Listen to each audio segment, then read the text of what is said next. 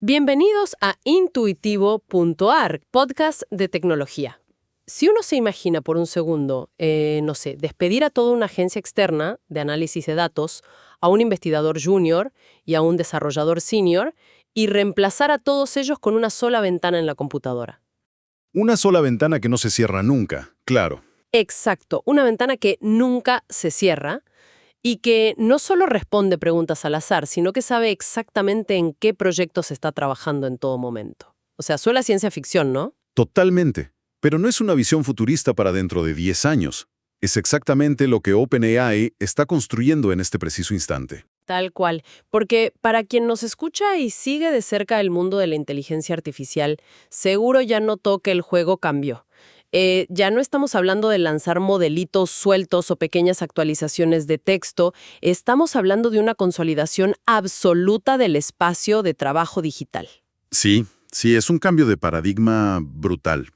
Lo que los reportes más recientes de la industria indican es, digamos, un intento sumamente ambicioso por crear el entorno operativo definitivo para el trabajo moderno. Un entorno operativo, wow. Claro, porque ya no se trata de tener una simple pestaña abierta en el navegador esperando una consulta aislada.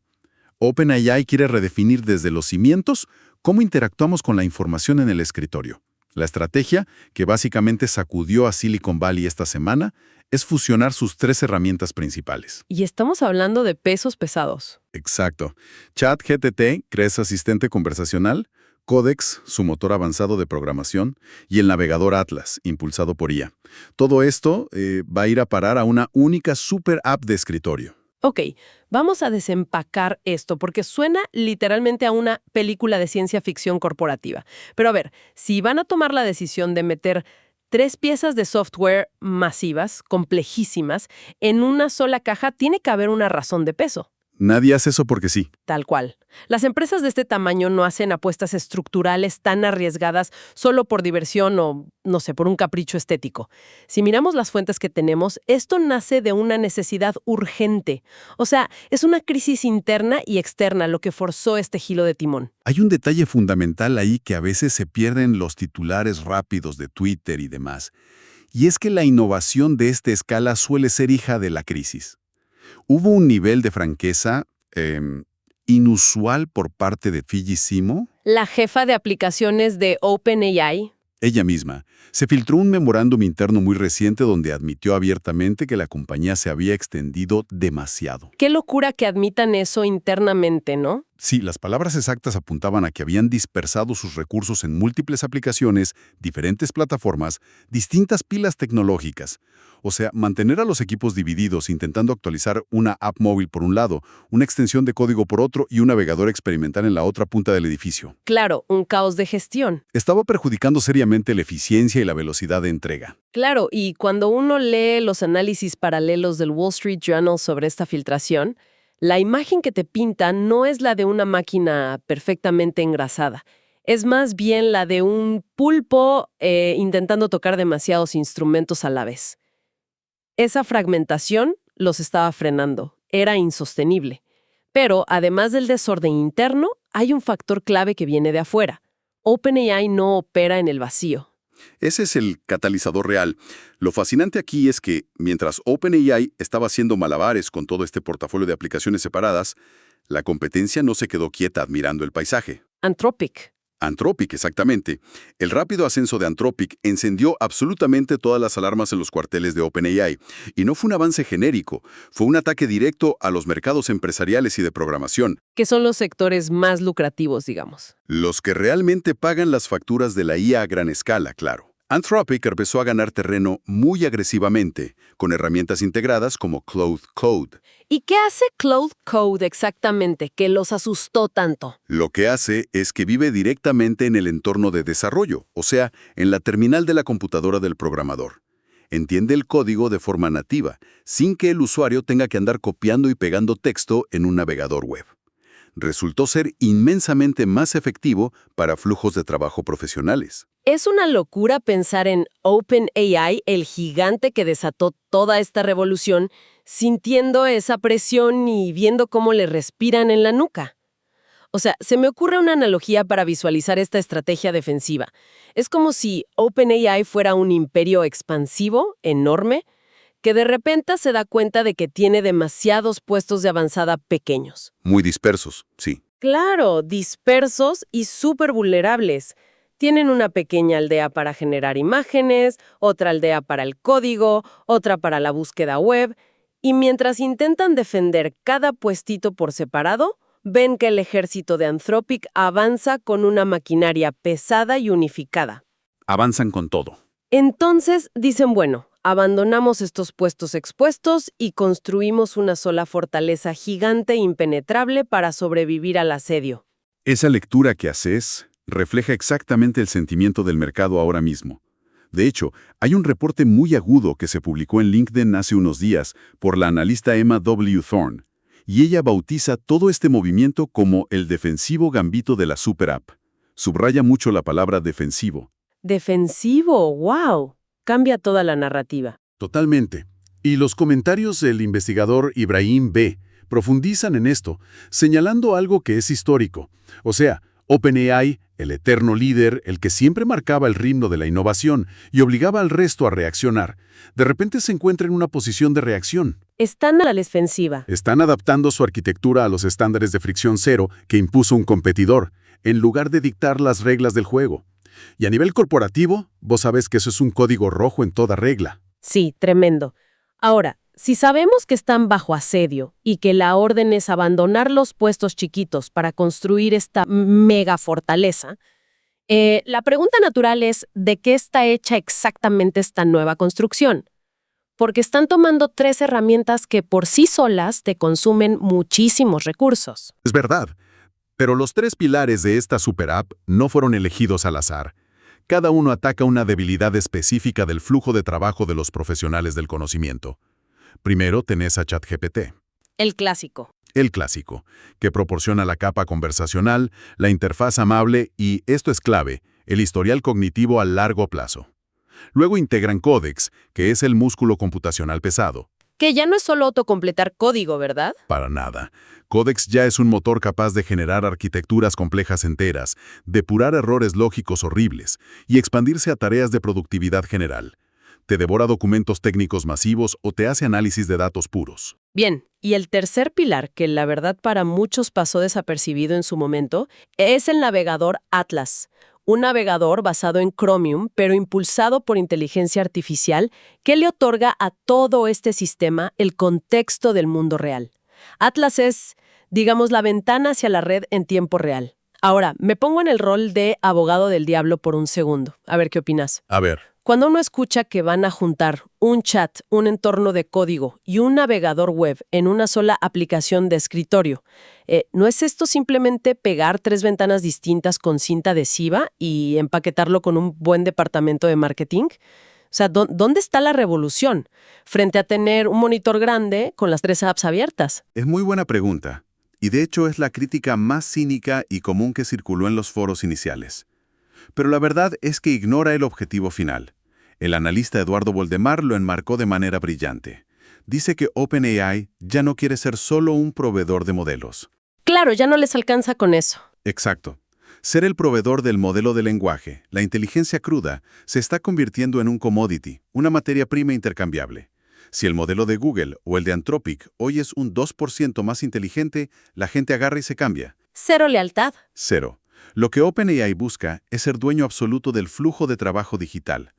Quieren pasar de ser esa herramienta puntual a la que vas para una tarecita a ser el taller completo donde ocurre toda tu jornada laboral. Como alguien definió muy bien en redes sociales, quieren ser el Windows para la IA. El Windows para la IA. ¡Qué frase fuerte!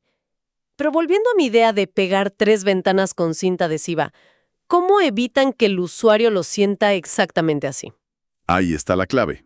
Y la respuesta está en el concepto de hiperpersonalización que introdujo el investigador de Gartner, Aaron Chandrakaran. Al unificar todo en un solo backend, en un solo motor interno, ya no hay ventanas separadas.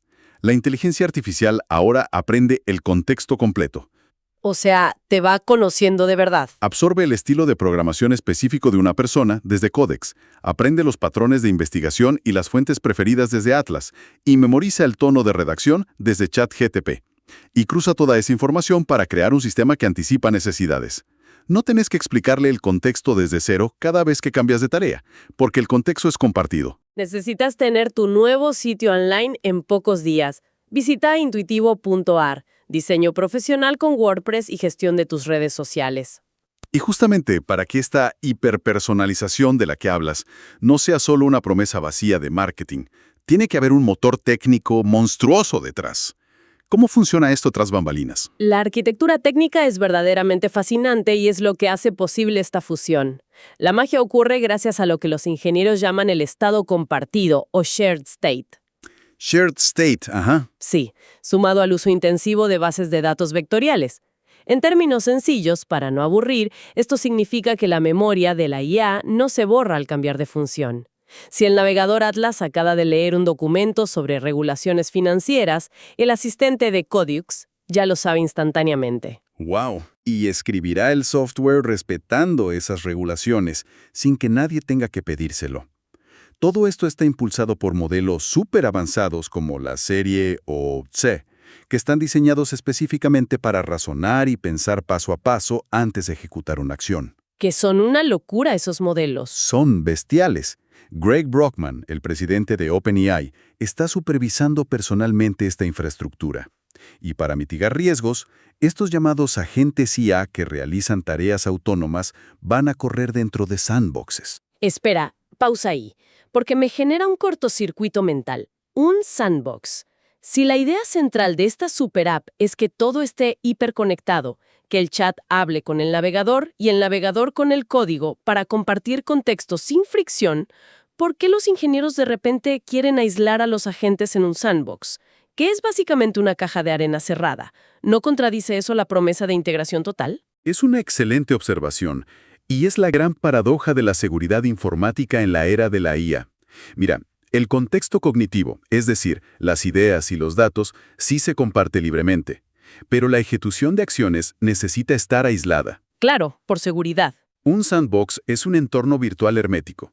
Si le pedís a la super app que descargue un archivo de Internet usando Atlas y luego le pedís a Codex que ejecute un script basado en ese archivo, necesitas garantizar que si ese archivo resulta ser un virus o si el código entra en un bucle infinito destructivo, solo destruye la caja de arena. Que no te rompa la compu entera. Exacto, que no borra el disco duro real de la computadora. Comparten el conocimiento, pero aíslan el peligro. Y como nota al margen sobre la infraestructura, este sistema tan pesado va a llegar primero a Mac, aprovechando que el navegador Atlas está muy optimizado para los procesadores Apple Silicon. Ah, los de Apple siempre primero. Y sí. Posteriormente dará el salto a la arquitectura de Windows. Los dispositivos móviles, por cuestiones lógicas de interfaz y consumo de energía, quedarán fuera de esta consolidación por ahora. Aquí es donde se pone realmente interesante, porque cuando bajamos de la teoría arquitectónica y miramos los ejemplos concretos que nos dan las fuentes, se entiende por qué el flujo de trabajo actual está roto y cómo esta super app elimina esa fricción. O sea, pensemos en un escenario real, digamos, un desarrollador freelance en Palermo, Buenos Aires. Bien, típico caso. En otra, tiene Chrome abierto con la documentación oficial de la API, que es el puente para conectar los sistemas. En otra pestaña, tiene ChatGPT para hacer consultas. Un montón de ventanas. Y si algo falla, tiene que copiar el error del código, pegarlo en el chat, ir al navegador a buscar la solución, copiar la solución y pegarla de vuelta en el código, perdiendo contexto en cada salto. Es un desgaste mental tremendo. La famosa fatiga por cambio de contexto, que te quema la cabeza al final del día. Exactamente. Pero con esta super app, la dinámica cambia por completo. La persona simplemente le pide a la interfaz unificada que arme el backend, el motor invisible de la aplicación. Codex empieza a escribir y probar el código en su sandbox seguro. Simultáneamente, y esto es clave, sin que nadie haga clic en nada, Atlas navega la red, encuentra la documentación oficial y actualizada de Mercado Pago, la lee en tiempo real. Mientras tanto, claro. Y ChatGPT resume cómo manejar los webhooks, que son estas notificaciones automáticas que confirman cuando un pago fue exitoso. Todo sucede en paralelo, en la misma pantalla, alimentándose mutuamente. El código se escribe basándose en la documentación que el navegador está leyendo en ese preciso instante. Es un nivel de orquestación que roza lo mágico de verdad. Y lo más impactante es que no se limita a la programación pura. Los analistas de The Verge destacaron cómo esto resuelve el problema endémico de tener 1000 aplicaciones abiertas para otras profesiones. Mencionan el caso de un analista de datos. A ver, contame ese. Imaginemos procesar pesados reportes de ventas descargados en formato CSV, que son básicamente estos archivos de texto crudo llenos de números separados por comas, súper tediosos de leer. Un trabajo puramente manual y repetitivo en muchos casos, muy aburrido. Totalmente. Bueno, en este nuevo entorno, uno arrastra ese archivo a la superapp. Codex entra en acción inmediatamente, limpia los datos corruptos, ejecuta algoritmos estadísticos y comienza a programar un dashboard interactivo con gráficos. ¿Todo de una? Todo. Mientras Codex hace eso, Atlas sale a la web a buscar métricas y benchmarks actuales de la industria para comparar el rendimiento. Y finalmente, ChatGPT toma los gráficos de Codex y los datos de Atlas para redactar un resumen ejecutivo formal dirigido a la gerencia. Las fuentes que consultamos indican que procesos de análisis que normalmente consumirían 2 días enteros de trabajo, saltando entre Excel, bases de datos y procesadores de texto, pueden transformarse en un reporte completo y un panel interactivo en apenas 40 minutos. ¿40 minutos? Es pasar de usar la IA como una calculadora avanzada a tener un equipo de analistas sentados al lado tuyo operando en perfecta sincronía. Es una locura de productividad. Ahora, toda esta visión suena absolutamente utópica. Suena al futuro perfecto del trabajo donde la tecnología desaparece y solo queda la pura productividad. Pero la ejecución de un proyecto de software de esta envergadura masiva está llena de minas terrestres. O sea, cambiar la forma en que millones de personas estructuran su trabajo no es trivial. Y los obstáculos que enfrentan son titánicos. Hay 2 frentes de batalla clarísimos aquí: el corporativo y el puramente técnico. A nivel organizacional, la experta en liderazgo de producto Johnny Hoodley señaló algo vital en su análisis. Llevar esto a cabo va a requerir un inmenso coraje organizacional. ¿Coraje organizacional? ¿A qué se refiere? En la industria tecnológica, eso significa la dolorosa disciplina de decirle no a otros proyectos. Significa cancelar ideas paralelas que podrían ser reprometedoras y muy rentables a corto plazo para enfocar absolutamente todos los recursos de ingeniería en esta única superapp. En una cultura donde los desarrolladores aman experimentar y sacar 1000 productos nuevos, concentrar a miles de mentes brillantes en un solo proyecto monolítico es un desafío cultural gigantesco. Y luego están las pesadillas de ingeniería, que no son menores. El analista Eduardo Voldemar fue muy gráfico describiendo esta fusión como algo que será doloroso en producción. A mí se me ocurre que lo que intenta hacer OpenAI no es como cambiar una pieza de un auto, es como intentar fusionar el sistema nervioso, el tracto digestivo y el sistema muscular de una persona, en un solo órgano maestro. Es una imagen un poco perturbadora, pero muy gráfica. Es que si un virus ataca una pequeña parte, todo el cuerpo se paraliza al instante. O imagínate esto como intentar cambiar el motor de un avión en pleno vuelo.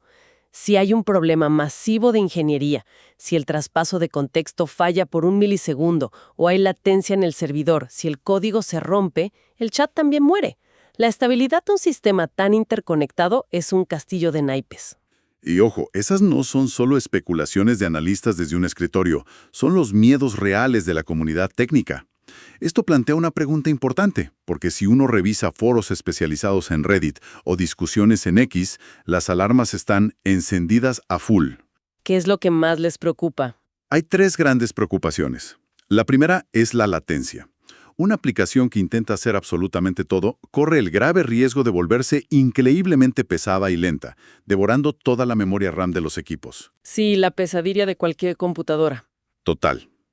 La segunda es la privacidad empresarial. Existe un terror recontrajustificado ante la idea de otorgarle a una sola empresa el control y el registro absoluto de cada segundo de tu flujo de trabajo diario, desde tu historial de navegación hasta el código propietario de la empresa. Le estás dando las llaves del reino a OpenAI. Básicamente. Y la tercera es una advertencia muy dura de un ingeniero senior que se volvió viral. Él decía que si la superapp falla en sincronizar el contexto de manera perfecta, va a ser un desastre infinitamente peor que tener aplicaciones separadas. Porque un error de memoria en una superapp no te rompe una sola pestaña, te paraliza el día laboral completo de la persona. Claro, te quedas sin poder hacer absolutamente nada. Entonces, ¿qué significa todo esto? Al final del día, cuando el polvo se asiente y esta super app monolítica finalmente aterriza en los escritorios de millones de profesionales del conocimiento, ¿cuál es el saldo de esta jugada de OpenAI? El saldo real depende mucho de cómo interpretemos el panorama. El comentarista tecnológico Rodislav Giese puso sobre la mesa el verdadero debate que define este momento. La pregunta es esta. ¿Estamos viendo un salto innovador brillante que va a redefinir la informática y restablecerá el dominio absoluto de OpenAI? ¿Ok? ¿O estamos presenciando, en el fondo, una maniobra defensiva, reactiva y precipitada en una carrera donde, por primera vez, el gigante solo intenta alcanzar a competidores más ágiles que supieron leer mejor las necesidades del mercado empresarial? Es la tensión eterna entre la innovación pura y la simple supervivencia corporativa. Y creo que la conclusión más fuerte que podemos extraer de todas estas fuentes es la ley de la gravedad de la conveniencia. OpenAI se dio cuenta de que la empresa que sea dueña de la interfaz es la dueña del usuario. Totalmente cierto. Anthropic podría tener un modelo de lenguaje temporalmente más inteligente, sí, pero si OpenAI logra convertirse en el sistema operativo real donde ocurre el trabajo de la gente, la inteligencia del modelo pasa a un segundo plano frente a la enorme conveniencia de tener todo integrado en un solo lugar. Es una reflexión muy aguda. Y para ir cerrando, me gustaría dejar una última idea flotando en el aire para que quien nos escucha la analice por su cuenta. A ver, déjanos pensando. Si esta superapp supera todos los obstáculos técnicos, tiene un éxito rotundo y se convierte en el estándar absoluto e inevitable de la industria a nivel global, ¿qué pasará con la diversidad de pensamiento y la creatividad humana? ¡Wow! Te fuiste a lo profundo. Es que piénsalo. Si cada profesional del conocimiento en el mundo, desde un analista en Buenos Aires hasta un ingeniero en Tokio, está utilizando exactamente el mismo estado compartido, la misma arquitectura de búsqueda y la misma infraestructura hiperpersonalizada para resolver problemas y generar ideas, esto nos hará a todos infinitamente más productivos o simplemente nos volverá imperceptiblemente más homogéneos en las soluciones que creamos. Es la paradoja final de construir la herramienta perfecta. Muchas gracias por escuchar nuestro podcast creado con IA. No olvides seguirlos en redes intuitivo.ar. Gracias. Con Intuitivo, tu sitio web de ventas estará listo en días. Diseño web con WordPress y gestión de redes sociales.